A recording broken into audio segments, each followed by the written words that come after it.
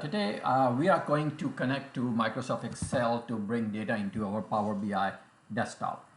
As you can see, we don't have any objects right now under field, or if you go into data models, nothing. It's a brand new Power BI file.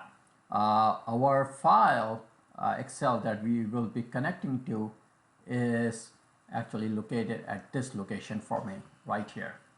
And as you can see, this file has different tabs. So your file can have one or many tabs. Okay.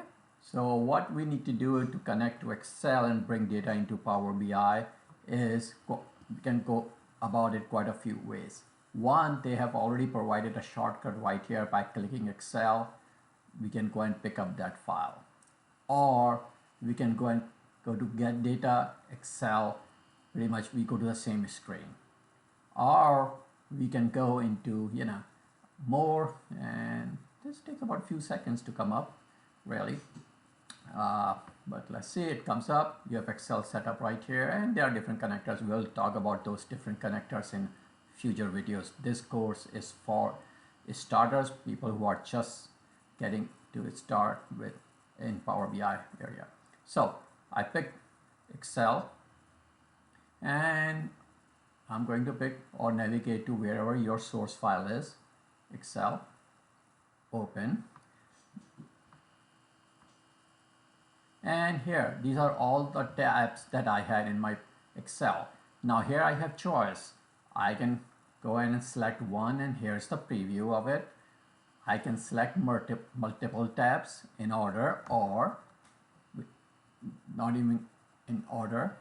It's really up to you. So I have picked up these 5, and if I click on load, it's gonna go ahead and bring those 5 different tabs. And as you can see, now it's going to bring in all the data into those different objects, as you can see. And now it's detecting relationship. Okay. Now if I go right here, I have those tabs exactly like I had in my Excel. If I want to see the data, I go right here into data, and these are my different tables.